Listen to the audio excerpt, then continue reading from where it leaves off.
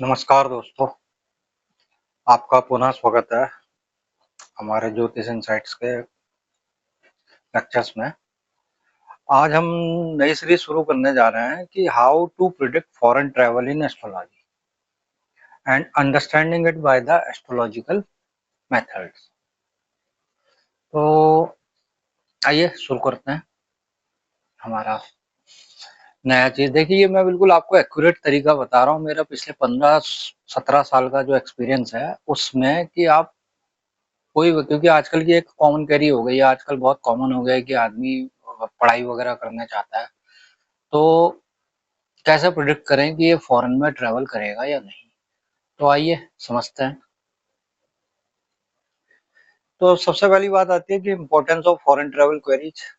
तो आजकल, क्योंकि मैंने जैसे आपसे कहा है कि लोग बाग पढ़ने के लिए या फिर आगे एडवांसमेंट, करियर के एडवांसमेंट के लिए, या फिर इवन बाहर रहने का, खासकर हमारा पंजाब प्रांत हो गया, इवन हरियाणा हो गया, गुजरात वाले और भी विभिन्न जो पार्ट्स के हमारे लोग हैं, उन्हें फॉरेन में सेटल होने का काफी ज्यादा मतलब करेज है। तो उनकी तरफ से काफी ज्यादा क्वेरीज हमारे पास भी आती हैं। और हम कैसे देख सकते हैं कि किस तरह से हम ये बता पाए कि ये बंदा फॉरेन में सेटल होगा या नहीं होगा, या ये फॉरेन ट्रेवल करेगा या नहीं करेगा, और अगर करेगा तो किस तरह के कंट्री में जाएगा, उसके बारे में आज हमारी ये चर्चा है। तो इसमें जो की इन्फ्लुएंसिंग फैक्टर है, मैं, क्योंकि ये बिल्कुल डायरेक्ट एक प्रिडिक्शन का लेवल का मेरा एस्ट्रोलॉजी का वो है, और मैं आपको इसमें बता दूं तो ये लगभग लगभग 95 से 98% तक का एक्यूरेट प्रिडिक्शन देता है। तो इसमें जो की फैक्टर है उसमें हमें मेजर हाउसेस को देखना है, प्लैनेट्स भी देखना है, लेकिन पहले सबसे पहले हाउसेस को देखना है। और की जो हाउस है वो है तीसरा घर, सातवां घर, नौवां घर और 12वां घर। और इसमें जो सिग्निफिकेंट जो प्लैनेट्स आते हैं वो आते हैं आपके सन, सैटर्न, राहु और केतु। इनको हमारा जो ज्योतिष है उसमें इनको हम पृथक ग्रह भी कहते हैं। पृथक मतलब जो कि किसी को कहीं से थोड़ी पृथकता प्रदान कर रहा है, मतलब कि दूरी कर रहा है, अलगाव कर रहा है। तो सन, सैटर्न, राहु और केतु, अगर ये चार प्लेनेट में से किन्हीं एक में, दो में, तीन में या चारों में अगर आपका 3, 9, 12 और 7 का कॉम्बिनेशन बैठता है, तो व्यक्ति जो है फॉरेन में या तो सेटल होगा या वहां पर पे रहेगा, एक लंबे अंतराल के लिए। छोटा मोटी यात्राओं की मैं बात नहीं कर रहा हूँ, मैं एक लंबे अंतराल की बात कर रहा हूँ। लेट्स से कि 2 साल, 5 साल, 10 साल, या कई बार वहीं का ग्रीन कार्ड वगैरह भी ले सकता है। तो इसको जो है हम यहाँ पर पे देखेंगे। तो अब बात आती है कि थर्ड हाउस क्यों। तो थर्ड हाउस जो है वो शॉर्ट जर्नीज का घर है। जैसे कि ज्योतिष जो है, ज्योतिष में अगर आपको बेसिक भी अगर नॉलेज होगी, तो चौथा घर जो होता है उसे हम घर मान के चलते हैं। मतलब फोर्थ हाउस जो सिग्निफाई करता है वो घर को मानता है, और ये घर से अलग करने वाला है। तो चौथे से 12वां, हमेशा कोई भी जो ग्रह होता है, भयात भवाम का इसमें सूत्र लगता है। तो जैसे पहला घर आपका शरीर है, तो शरीर से 12वां घर जो है उसकी मतलब उसका को कम करने वाला होता है। ऐसे ही चौथा जो हाउस होता है उसको हम हाउस कहते हैं, अपना घर कहते हैं। तो थर्ड से ट्वेल्थ, नहीं सॉरी, फोर्थ से ट्वेल्थ जो होगा वो थर्ड हाउस होगा। तो इसलिए ये क्या है, ये आपका यात्राओं में देखा जाता है। और शॉर्ट ट्रेवल जैसे कि छोटी मोटी अगर आपको यात्राएं करनी है, तो उसमें भी आपका थर्ड हाउस या आता है। वैसे तो इसके बहुत सारे कॉम्बिनेशन बैठते हैं, कि आपका कला के क्षेत्र को भी ये दिखाता है थर्ड हाउस, कम्युनिकेशंस का भी यही हाउस है, इवन जो आईटी प्रोफेशनल्स हैं उनका भी ये घर आता है। लेकिन अभी फिलहाल बात हम विदेश यात्रा की कर रहे हैं, तो हमें थर्ड हाउस को देखना चाहिए। इसके अलावा दूसरा आता है सेवंथ हाउस। तो seventh house foreign partnerships, let's say कि आपको कोई जॉइंट वेंचर्स वगैरह करना है, कोई बिजनेस आप करना चाह रहे हैं, या आप वहाँ शादी करना चाह रहे हैं, तो वहां पर पे आपका सेवंथ हाउस देखा जा सकता है। इसके अलावा जो नाइन्थ हाउस, ये क्योंकि long distance travel, even foreign में जो पढ़ाई वगैरह करने जा रहा है आदमी, तो उसके लिए भी जो है ये, मतलब लॉन्ग डिस्टेंस अगर जब भी आती है बात, तो नाइन्थ हाउस को हम देखते हैं। इसके अलावा ट्वेल्थ हाउस जो है ये सिग्निफाई करता है आपका परमानेंट सेटलमेंट को। तो परमानेंट सेटलमेंट अगर चाहिए चाहिए तो आपको ट्वेल्थ हाउस चाहिए। तो 3, 9, 12 प्लस 7, ये अगर आपके कुंडली में बोलता है तो हम कह सकते हैं कि ये बंदा इन दशा भुक्ति अंतर में फॉरेन ट्रेवल करेगा। अब बात करें कि कब वो करेगा। हाँ, इसके अलावा एक और आता है।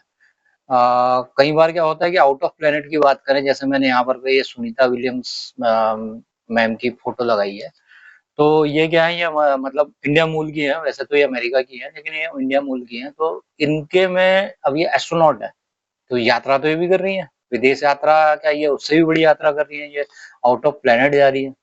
तो आउट ऑफ प्लेनेट का भी एक कॉम्बिनेशन होता है, उसमें आपका चंद्रमा सिग्निफिकेटर होता है अलोंग विद यूरेनस या नेपच्यून। यानी कि अगर स्ट्रॉन्ग मून आपका स्ट्रॉन्ग है और वो 3 9 12 को दिखा रहा है, साथ में आपका नेपच्यून और यूरेनस भी अगर 3 9 12 दिखाता है, 3 9 12 अगर दिखाता है, तो आप के संभावना है कि आप एस्ट्रोनॉट होकर के आउट ऑफ प्लेनेट की यात्रा कर सकते हैं। इसके बारे में मैं अभी सुनीता विलियम्स की जब कुंडली आएगी तो मैं आपको दिखाऊंगा। अब आगे बात करते हैं तो सैटर्न, ये क्योंकि पृथक ग्रह है तो और ये लॉन्ग टर्म सेटलमेंट को भी दिखाता है, तो सैटर्न एक कारक ग्रह है आपका बाहर की ट्रेवल के लिए।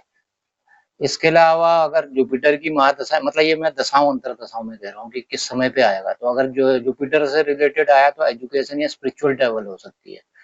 लेट्स से कि आप मतलब हायर एजुकेशन वगैरह में जा रहे हैं, तो वहां पर पे अगर जुपिटर की दशा अंतर दशा लगी है तो वहां पर पे आएगा।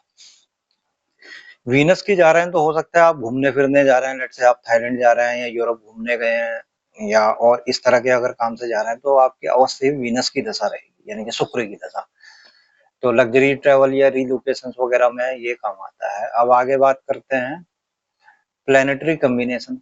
तो जैसा मैंने आपको पहले ही बता दिया कि दशा, अंतरदशा, प्रत्यंतर दशा, डीबीए, इसका देख करके हम ये बता सकते हैं कि ये किस समय पे ये व्यक्ति जो है फॉरेन ट्रेवल करेगा। अब मेथड कौन सा यूज करें, तो देखिए वैदिक में तो अगर आप कन्वेंशनल ज्योतिष के हिसाब से जाएंगे तो प्रिडिक्शन कर पाना बड़ा मुश्किल होता है, क्योंकि वो एक प्लेनेट लेवल पे देते हैं। लेकिन मैंने जो मेरा अनुभव है, क्योंकि मैं पिछले 15 16 साल से वैदिक ज्योतिष सीख रहा हूँ, मैं आज भी ये नहीं कहता कि मैं कोई बहुत बड़ा ज्योतिषी हूँ, लेकिन मैं सीख रहा हूँ। तो मैंने अनुभव में ये पाया कि आपका केपीए जो नाड़ी के मेथड्स हैं, ये काफी ज्यादा एक्यूरेटली पिन पॉइंटली ये चीजें बता देते हैं। तो आप इन मेथडों को यूज कर सकते हैं, और आजकल क्योंकि सॉफ्टवेयर का युग है तो बहुत इजीली आप जो है ये चीजों को प्रिडिक्ट कर सकते हैं, उसमें कोई रॉकेट साइंस नहीं है।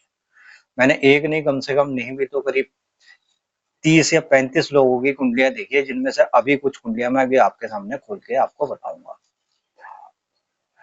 अब तो लेट्स एग्जामिन करते हैं, क्योंकि ये थ्योरी तो है नहीं, प्रैक्टिकल की बात आती है। तो मैंने आपको कहा कि 3 9 12 प्लस पृथक ग्रह, पृथक ग्रह होते हैं, हमेशा याद रखिएगा, राहु, केतु, शनि और सूर्य। ठीक है, तो अगर पृथक ग्रह की दशा अंतरदशा हो और 3 9 12 प्लस 7 का अगर कॉम्बिनेशन हो, तो आप एक अवश्य कह सकते हैं कि ये फॉरेन ट्रेवल करेगा। एक बात, दूसरा मैं ये भी प्रिडिक्ट कर सकता हूँ कि ये किस तरह के कंट्री में जाएगा, ये भी प्रिडिक्ट हो सकता है। लेट्स से कि अगर आपका थोड़ा लोअर लेवल का है कि शनि राहु केतु की अगर दशा अंतरदशा है, तो आपका उसमें जो ट्रैवल होता है वो थोड़ा सा रिलेटिवली लो स्टैंडर्ड का, मतलब जहाँ पे आप रहते हैं वहां से लो स्टैंडर्ड के कंट्री में आप ट्रैवल करेंगे या वहाँ सेटल होंगे। लेट्स से कि इंडिया कैसे जो स्टेटस वाइज लो है, फॉर एग्जांपल नेपाल या और कोई कंट्री। और वहीं अगर आपका अच्छे ग्रह, लेट्स से कि सूर्य की लग गई या आपकी बृहस्पति की लग गई, बुध की लग गई, वीनस की लग गई, शुक्र की दशा अंतर दशाएं हैं, तो आप कह सकते हैं कि आप कोई बहुत बड़े कंट्री में जाकर के आप फॉरेन ट्रेवल कर रहे हो, जो कि हर किसी की अमूमन लोगों की इच्छा भी होती है। तो ये आया। हम जो है थोड़ा बहुत कुंडलियों का अध्ययन करते हुए चलते हैं। तो जैसा मैंने आपसे कहा था कि सुनीता विलियम्स, तो पहले चलिए, अब सुनीता विलियम्स की खुली है तो मैं उसकी कुंडली आपको दिखा रहा हूँ। तो मैंने यहाँ पर पे पहले ही कर दिया, तो ये आप देखिए, मून मैंने कहा था कि स्ट्रॉन्ग मून होना चाहिए प्लस 3 9 12 का कॉम्बिनेशन, क्योंकि मैं देखिए ये मैं केपी के आधार पे कर रहा हूँ या इवन केपी नहीं है, मैं नाड़ी के आधार पे कर रहा हूँ। तो आप देखें यहाँ पर पे 3 9 12 आपका मून भी सिग्निफाई कर रहा है। साथ में मैंने कहा था यूरेनस या नेपच्यून में किसी में भी होना चाहिए। तो ये आप क्लियरली देखिए 3 9 12 इसमें भी है। तो आप क्लियरली ये कह सकते हैं कि ये बंदे का आउट ऑफ प्लान जाने का वो है। अब अगली कुंडली और देखते हैं, तो लेट्स से ये मेरी एक कजिन है, मेरी सिस्टर है छोटी, उसकी कुंडली को हम अध्ययन करते हैं। तो ये जो है आपका फिलहाल जो है कनाडा में है। अब इसका अगर मैं देखूं तो मैंने आपको जैसे कॉम्बिनेशन बताया, तो कॉम्बिनेशन जो है हमारा वो है 3,9,12 का। तो आप देख सकते हैं कि 3,3,9, 3,12, 3,9,12, तो इसका मून एक प्लैनेट है, मार्स एक प्लैनेट है। ये बहुत स्ट्रांगली सिग्निफाई कर रहा है कि ये बंदी जो है वहां सेटल हो सकती है। लेकिन सारे ग्रहों में इसका जो है ये 3 9 12 का कॉम्बिनेशन नहीं आ रहा है। तो अभी अच्छा, अभी करंट क्या दशा चल रही है, वैसे मैं क्योंकि मेरी ये कजिन है तो मैं जानता भी हूँ। तो ये जो है आपका सैटर्न की महादशा में जिस समय पे इसका और राहु की दशा चली थी उस समय पे, यानी कि 2017 अप्रैल में ये यूएस सेटल हुए थे। मतलब इसके हस्बैंड जो हैं वो यूएस में सॉफ्टवेयर इंजीनियर हैं। तो ये जो है अप्रैल के महीने में जो है 2017 में गई थी। तो उस समय पे अगर आप देखें तो सैटर्न में आपका राहु में मरकरी का था, ठीक है। तो ये क्लियरली आपका बता रहा है कि आ, ये देखिए राहु आप सैटर्न को देखिए तो 3 9, राहु भी जो है वो 3 और 9 को बता रहा है, यानी कि 3 यहाँ है, 9 यहाँ है और 12 यहाँ है। तो ये क्लियर कट बता रहा है फॉरेन ट्रेवल का। अच्छा, उसके बाद ये होम कमिंग इन्होंने 2022 में ये वापस आए थे आफ्टर 5 6 ईयर्स। फॉर ऑब्वियस सी बात है, इनका वीजा जो है वो कंफर्म नहीं हुआ था, तो फिर ये वापस इंडिया आ गए थे। तो जैसा कि आपका 3 9 12 अगर आपका कॉम्बिनेशन है वहां रुकने का, तो वापस आने का भी कॉम्बिनेशन होता है, वो होता है आपका 2,4,11। तो ये देखिए 2 4 11। तो अब आप देखिए मैंने जैसे कहा कि 2022 में ये मेरे ख्याल में मार्च नहीं, अप्रैल मई के महीने में आ गए थे। तो 2022 की अगर दशाएं अंतर दशाएं हम देखें, तो देखिए सैटर्न इसका खत्म हो गया था, उसके बाद मरकरी का लग गया था, तो मरकरी इसका 21 में लगा है। उसमें ये लगभग वीनस या सन के आसपास में आ गई है, तो उस समय पे इनका 2 4 11 होना चाहिए। तो मरकरी को हम देखेंगे, मरकरी में महादशा में मरकरी का ही अंतर है। तो मरकरी तो 2 बता रहा है, चलिए ये बहुत स्ट्रांगली नहीं है, लेकिन अब यहाँ आ जाइए। तो मैंने कहा था कि ये वीनस का आया, ये ये वाला पीरियड। तो ये जो है 2 4 11 को क्लियरली डिफाइन कर रहा है, 2 4 11। उसके बाद ये भी 2 11 बता रहा है, 2 4 11 ये भी बता रहा है। और आफ्टर दैट 2023 लास्ट या फिर 2024 की शुरुआत में ये अगेन कनाडा चले गए थे। तो अब आप यहाँ पर पे देखें तो ये वीनस आया दिसंबर से लेकर के यहाँ पे अंत मरकरी में, ठीक है।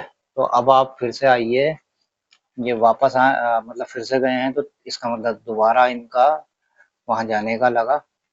तो मरकरी तो न्यूट्रल है, ये महादशा के हिसाब से कुछ नहीं कह रहा है, लेकिन अब वीनस में आई है। तो ये देखिए 3 9 11 है, ठीक है, 12 नहीं आया। अब उसमें अगर आप वीनस में देखें तो ये वाली दशा इसकी चालू हुई यहाँ पर पे। तो लगभग लगभग 3 9 12 नहीं है, 12 इज फॉर सेटलमेंट मैंने आपको बताया था। तो लेकिन 3 और 9 काफी स्ट्रांगली सिग्निफाई कर रहा है। 11 मतलब इच्छा भी है, फुलफिलमेंट ऑफ डिजायर, और 11 को कैटलिस्ट भी मानता है। उसके बाद ये 9 11 आया है, तो ये जो है ये क्लियरली ये बता रहा है कि ये अभी फिलहाल वहां सेटल मतलब ये वहां रहेगी। लेकिन अगर कोई कहे ये वहां पे परमानेंटली सेटल हो जाएगी तो ये अभी नहीं है। Sorry 3-9-12, sorry.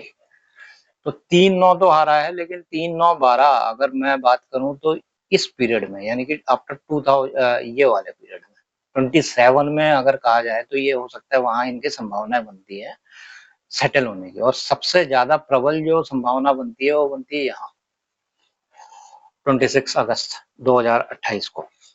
चलिए अब अगली कुंडली हम देखते हैं। ये तो क्योंकि मेरे घर की कुंडली है और मेरी कजन ही है। अब अगली कुंडली हम लेते हैं, लेट्स से एक और है, ये कनाडा में सेटल्ड है, ये मेरे क्लाइंट है। ये 2010 से मेरे क्लाइंट है। तो 2010 के आसपास में जब मैंने मतलब प्रिडिक्शंस करना शुरू किया था, पढ़ तो मैं 1999 से कर रहा हूँ, लेकिन जब मैंने प्रिडिक्शंस थोड़ा बहुत करना शुरू किया था तो तब के ये क्लाइंट है। तो उस समय इंडिया में रहते थे, जैसे कि आप देख सकते हैं कि ये मेरठ के रहने वाले हैं। तो उस समय इन्होंने मेरे से पूछा था कि मुझे विदेश में सेटल होना है तो क्या रहेगा। तो मैंने इनको, अब मैंने कहा था कि शायद 1.5 या 2 साल बाद आपका ये टाइम आएगा। तो उस समय का टाइम के हिसाब से अगर देखें तो मेरे ख्याल में 2012 में ये चले गए थे। तो लेट्स से हम फिर से वही टाइम लगाते हैं आपका 3-9-12। अब आप गौर करिए, ये बंदा कनाडा का परमानेंट सिटीजन है। क्यों है? तो गौर से देखिए, 3-9-12, 3-9, चलिए यहाँ नहीं है, 3-9-12 यानी कि ये आपका प्लेनेट लेवल होता है ऊपर वाला, this is called planet level, then this is called the nakshatra level, and this is called the upa nakshatra level, यानी कि सब नक्षत्र। तो वहां सब में इसके मैक्सिमम प्लैनेट जो है वो 3912 बता रहा है। 3912, 3912, 3912, 3912, ठीक है। तो हम श्योरली कह सकते हैं कि ये बंदा जो है ये इंडिया में ना रह करके ये कहीं, मतलब जो जहां ये पैदा हुआ है, मातृभूमि जो है इसकी, वहां से दूर जाके ये सेटल होगा और परमानेंटली सेटल होगा। तो ये गौर से देखिए आप, तो ये जो है आपका मतलब क्योंकि ये मेरे क्लाइंट हैं तो इनका नाम कमल है। ये कनाडा में सेटल्ड है और 2012 से ये सेटल्ड है। तो अब आप अगर इनका 2012 के आसपास का टाइम देखें तो देखिए वीनस की महादशा थी, ठीक है। ये आ गया 39 ये बता रहा है, ठीक। उसमें ये 2012 के आसपास मैंने ये प्रिडिक्ट किया था, तो ये मरकरी आया। ये देखिए 3-9-12, ये बिल्कुल क्लियर ये बता रहा है। यहाँ भी 3-9 था और 3-9-12, ये पूरा का पूरा जो है इनके बारे में क्लियर कट ये चीज बता रही है कि ये वीनस की महादशा में जैसे ही मरकरी का अंतर मार्च में आया तो इनका वीजा प्रोसेस लगभग चालू हो गया था। और 2012 में देखिए, अब हाँ, अब मैंने जो आपको पृथक ग्रह के बारे में बात बताई थी, तो देखिए ना केतु में आया ना मरकरी में आया, पृथक ग्रह जो है वो आए आपके यहाँ सन के। तो ये शायद अप्रैल के महीने में ही, अब मेरे को एग्जैक्ट डेट क्योंकि काफी पुरानी बात हो गई है, लेकिन ये डेट श्योर है कि ये जब सन का पीरियड आएगा या राहु का पीरियड होगा, इन दो पीरियड में से किसी एक पीरियड में ये जो है, क्योंकि ये 13 का है, इन दो पीरियड में ये वहां सेटल हो गए, इधर ऑन सन और ऑफ राहु। अब ज्यादा चांसेस किसके हैं, क्योंकि ये इंडिया से स्टेटस वाइज कनाडा ज्यादा बेहतर है। तो आप गौर से देखिएगा तो वीनस में मरकरी, मरकरी वैसे भी बड़ा होता है, वीनस भी काफी शुभ माना जाता है और उसमें सन के ज्यादा चांसेस हैं। तो ये मोस्ट प्रोबेबली आपका जो है जब अप्रैल टू जून का ये जो टाइम पीरियड है उस पीरियड में ये बाहर सेटल हुए होंगे, यानी कि ये कनाडा में जाके सेटल हुए। तो इस तरह से आप जो है क्लियरली देख सकते हैं कि कौन बंदा कहाँ जा रहा है। अच्छा, अगर और डेप्थ में एनालिसिस करें तो ये पढ़ाई करने जा रहा है, ये जॉब करने जाएगा या किस चीज के लिए जाएगा वो भी हम देख सकते हैं। लेकिन चूंकि आज मैं उस पे ये, क्योंकि मैं अभी ये उसके बारे में अभी मैंने बात नहीं करी कि उनके कॉम्बिनेशंस क्या हैं, तो अभी मैं उसके बारे में चर्चा नहीं करूंगा। लेकिन फिर अगर बाद में कभी वीडियो आएंगे मेरे तो एडवांस लेवल के, तो उस समय पे मैं आपको ये भी बताता चलूंगा कि मैं ये भी प्रेडिक्ट कर सकता हूँ कि ये बंदा पढ़ने के लिए जा रहा है कि ये आपका करियर के पॉइंट ऑफ व्यू से जा रहा है, ये केवल घूमने जा रहा है। तो फिलहाल के लिए जो है वो इस तरह से हम बड़ा इजीली जो है प्रिडिक्ट कर सकते हैं। आइए, और भी कोई कुंडली है? जवाहरलाल नेहरू है, कल्पना चावला है। चलिए कल्पना चावला को देखते हैं। कल्पना चावला तो इंडियन मूल की थी। चलिए इनकी लगाते हैं कुंडली। तो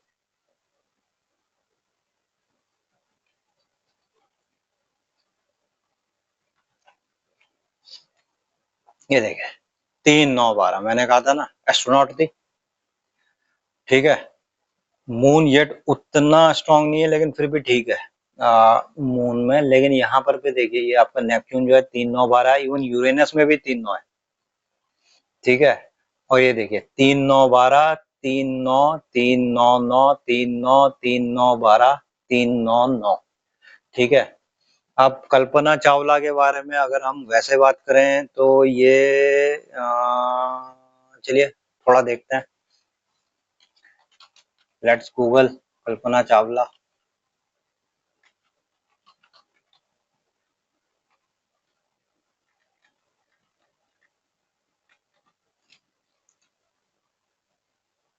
चलिए विकिपीडिया से देख लेते हैं।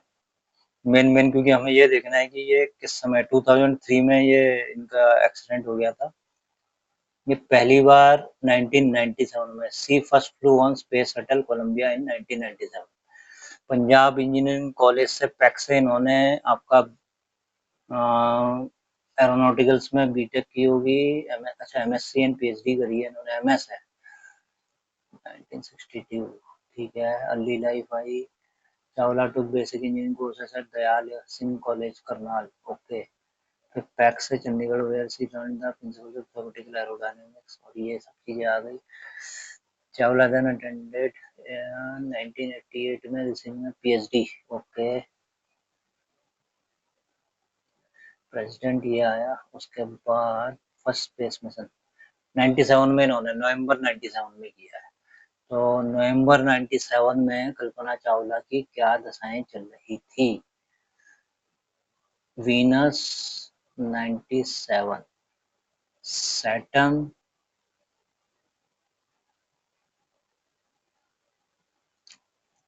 केतु।